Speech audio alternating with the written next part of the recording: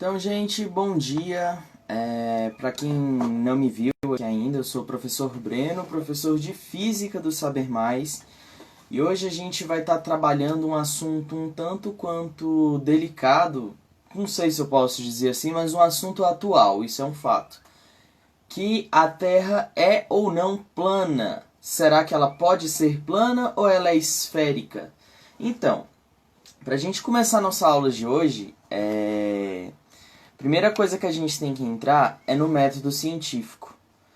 O que é o método científico? O método científico vai ser o caminho, o percurso em que o cientista vai traçar o seu trajeto para chegar às suas conclusões.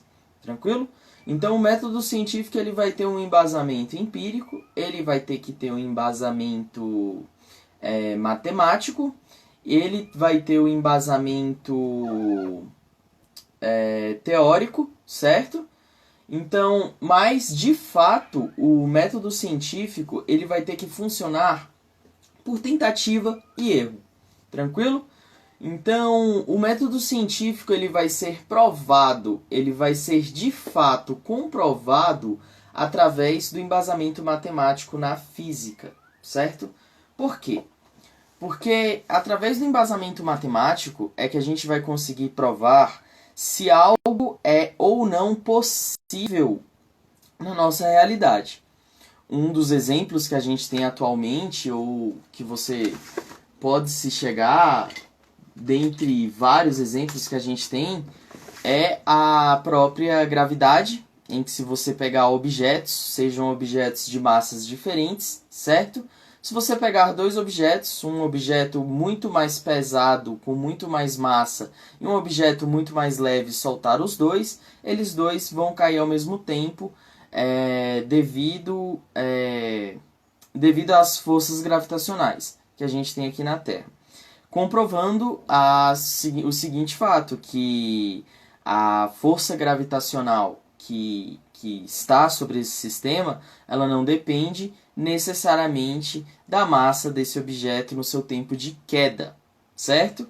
Mas o que eu quero entrar na aula de hoje é no seguinte fato, em que hoje em dia há uma pseudociência em que muitas pessoas acreditam. Eu pesquisei preparando essa aula aqui, que no Brasil cerca de 5% da população brasileira acredita de fato em que a Terra é plana ou pode ser plana, certo?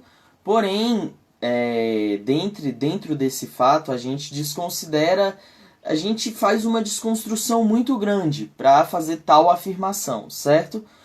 Pois, se colocarmos em pauta o contexto histórico, nós iremos encontrar na história da humanidade até o próprio Aristóteles. Aristóteles, em muitos anos antes de Cristo, não vou conseguir dar uma exatidão agora, ele, em seus estudos, ele colocou a viagem pelas estrelas. Lógico que a gente está falando cerca de 200, 300 anos de Cristo, ou seja, a tecnologia nem se equipara, nem se compara com a tecnologia atual. E Aristóteles ele relatou o seguinte em suas observações: observando os arcos celestes, as estrelas e todos os astros e corpos celestes em que era possível observar naquela época, ele disse o seguinte, que de fato o universo é muito grande e as estrelas e os planetas possuem formatos esféricos. E a Terra, por sua vez, também tem que possuir um formato esférico. E não só isso, ela é uma esfera muito, muito, muito, muito, muito grande, certo? Então Aristóteles ele fez isso através, óbvio, de... Ele conseguiu chegar a essa afirmação através do empirismo, tranquilo? Ele, de fato, observou os corpos celestes com as ferramentas que ele tinha naquela época e conseguiu chegar a essa conclusão, tranquilo? Mas provou-se em que a Terra é redonda, ela é esférica? Cara, se você for pegar somente esse fato, não se prova, tranquilo? Por quê? Não há ainda um embasamento matemático. Mas aí é que tá. Entrando nesse mérito, nós vamos encontrar um cara chamado Erastótenes. Erastótenes foi um bibliotecário, se eu não me engano, um bibliotecário da época de Constantinopla. E entre duas cidades, que eu acho que foi Constantinopla e outra cidade, que tinha uma distância de 800 quilômetros, ele chegou à seguinte observação, em que possuíam postes na cidade à frente e postes na cidade de Constantinopla, que ficava a uma distância de 800 quilômetros. E ele notava que em certo horário, certa parte do seu dia, quando ele observava essas sombras tinham formatos diferentes na mesma hora do dia, certo?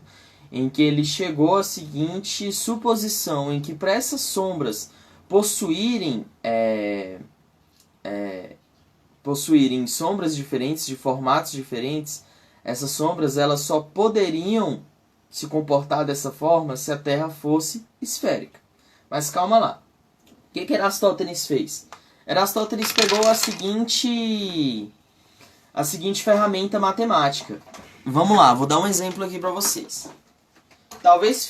Talvez não, tenho certeza que vai ficar espelhado aqui, mas não tem problema. É apenas um desenho que eu quero mostrar para vocês. A uma distância de 800 quilômetros, aqui está uma das cidades, certo? Então, como é que eu posso desenhar isso? Então, aqui está um dos pontos das cidades e bem aqui eu tenho um dos postes, tranquilo?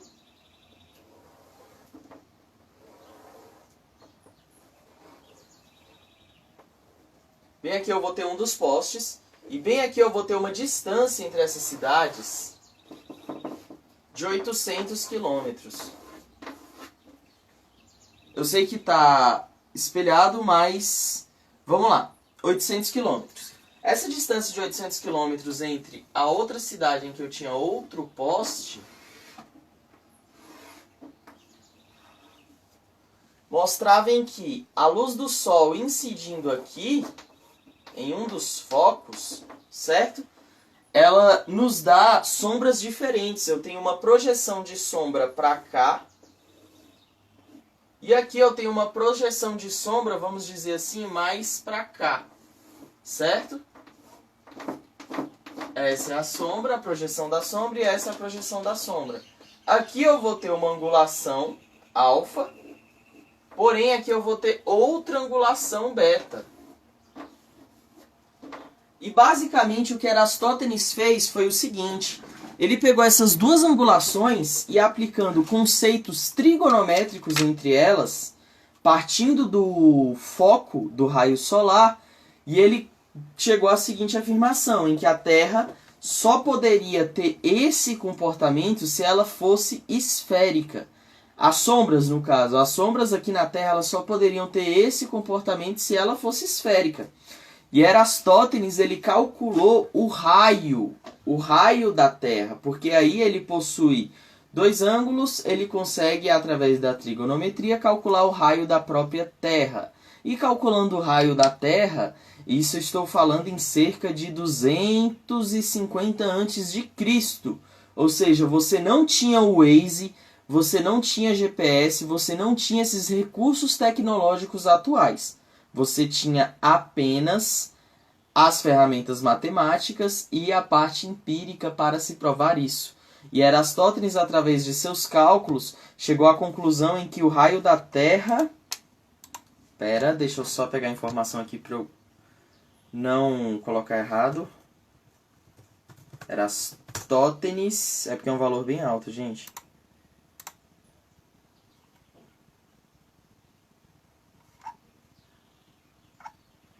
Erastótenes, circunferência ao raio da Terra. Tá. Então, Erastótenes ele pegou esses dois focos da Terra e ele calculou e ele acertou que o raio da Terra possuía um valor semelhante a 40.008 quilômetros, certo? De raio. Só que ele errou em cerca de 4 a 5%, porque o raio da Terra, já isso é informação atual, o raio da Terra ele vai possuir raio terrestre.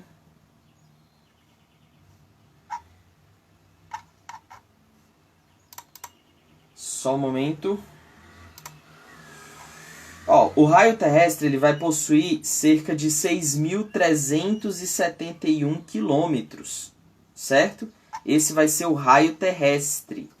Aqui Erastótenes ele errou o raio terrestre por cerca de 7% no seu cálculo, ou seja, o Erastótenes ele calculou o raio da Terra com os recursos que ele tinha naquela época e ele errou somente por isso. Lógico que hoje em dia nós conseguimos uma precisão, uma exatidão muito mais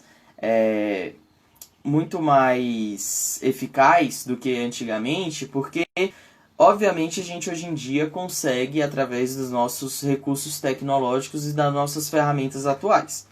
Mas de fato o que eu estou colocando não é que Aristóteles acertou só isso, o raio da Terra. Ele não só conseguiu se aproximar disso. Aristóteles ele conseguiu chegar em uma observação muito importante em que a Terra é esférica, certo? Em que os demais planetas e todos os outros astros que possuímos no nosso espaço, eles vão ter esse formato esférico devido até às forças gravitacionais. Por quê? Se você for pegar uma força gravitacional, de acordo até com a relatividade de Einstein, a força gravitacional ela vai ser uma distorção no meio em que esse corpo está se encontrando, em que esse corpo está. Então essa distorção em que essa força gravitacional faz, essa distorção ela vai atrair os outros corpos de massas menores para perto dele, certo? Como assim? Um exemplo que eu posso dar é como se eu esticasse um pano aqui agora, pegasse um pano e esticasse, certo? Bem aqui eu teria uma superfície. Então aqui eu tenho uma superfície e essa superfície é o que nós vamos chamar de espaço e tempo. A partir do momento em que eu colocar objetos aqui em cima, vou pegar qualquer objeto aqui, gente.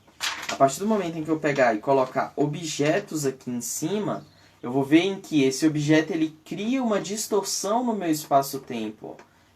Ele cria uma distorção, ele distorce tudo que está em volta. E corpos que tiverem massas menores tenderão a ser atraídos por esse corpo de massa maior, certo? Isso você pode até calcular por uma equação de Newton da gravitação universal. Tranquilo? Então, Newton também chegou a estudos em que você poderia calcular esse tipo de processo. Então, tá. Baseando nisso, nós podemos pegar o contexto de corpos celestes. Então, partindo do princípio em que o universo surgiu por uma explosão, muito conhecido por Big Bang, lógico que aqui eu estou tendo uma visão científica, posso ter outro ponto de vista pessoal? Posso, todo mundo pode. A ciência, ela não tira o fato em que você pode questionar. Questionar nós podemos, mas nós não podemos ir contra fatos, certo? Por exemplo, o que são fatos? Fato é que se eu soltar esse controle, ele cai para baixo. Parece meio óbvio, mas isso é um fato. Não deixa de ser um fato. Isso acontece e vai acontecer todas as vezes que eu fizer isso. Agora, questionar o porquê o controle cai para baixo, aí que entra a ciência. A ciência, ela até admira de fato um pouco essa pseudociência que temos muito hoje em dia de antivacina, de terra plana, de coisas que nós pensaríamos que não iríamos voltarmos a esse tipo de questionamento, mas ela volta e ela admira esse tipo de questionamento só no fato do ceticismo dessas pessoas. O ceticismo dessas pessoas é até uma qualidade científica, pois um dos primeiros pontos em que o cientista tem que ser é cético, certo? Indo até esse fato desse ceticismo, algum dos argumentos em que pessoas que acreditam que a Terra é plana é o eclipse lunar, em que eu tenho Sol, Terra e Lua, certo? em que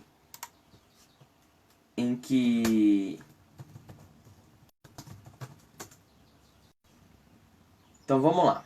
Eclipse lunar é um fenômeno astronômico que ocorre quando a Lua é ocultada totalmente ou parcialmente pela sombra da Terra, certo? Nessa ordem que eu falei: Sol, Terra, Lua. Esse é o eclipse lunar. O eclipse solar é Sol, Lua, Terra. Tranquilo? Então, a partir disso, a gente consegue uma projeção da sombra da Terra na Lua, certo? Por exemplo, o Sol está aqui, a Terra está aqui. Quando eles estão se alinhando, eu vou conseguir projetar parte da sombra da Terra na própria Lua. E essa projeção, se você pesquisar na internet ou se você tiver a oportunidade de observar um dia, preste atenção no formato em que a Terra, no formato em que a projeção, a penumbra da Terra vai chegando até a Lua.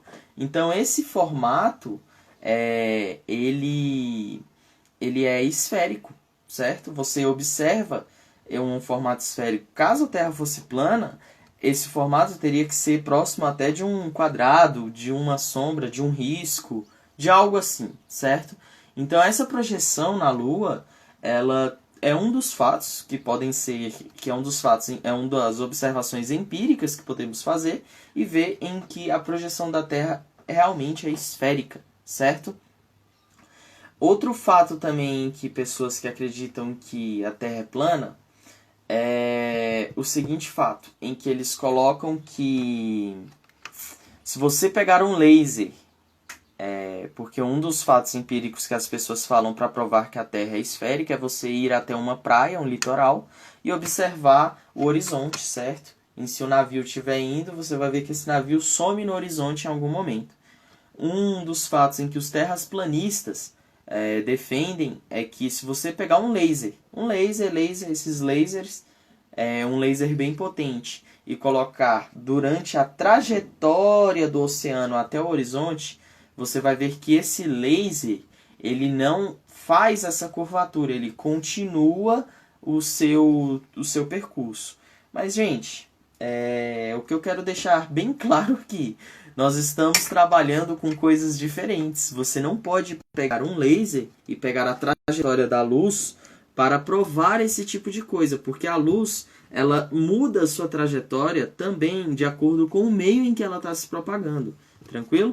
Então, se eu soltar o laser na água ou soltar no ar, eu vou ter diferença de trajetória? Sim. A luz ela muda a sua trajetória de acordo em que um meio em que ela está entrando, certo?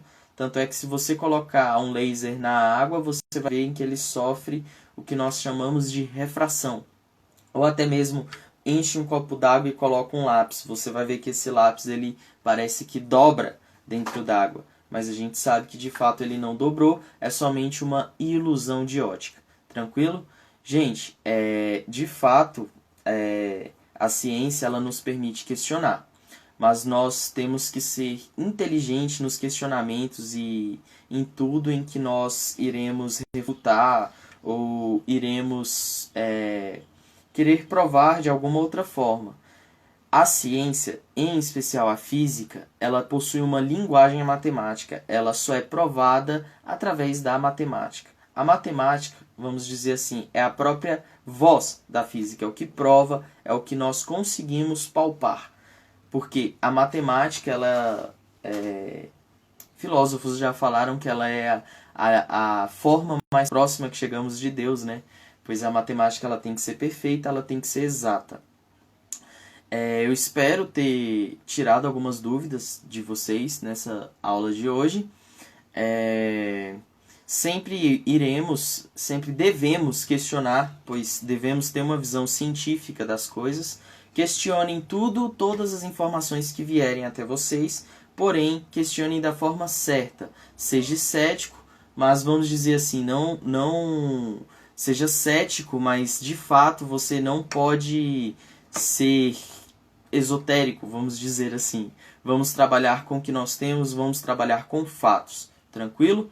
Então, gente, muito obrigado, um bom dia a todos e valeu!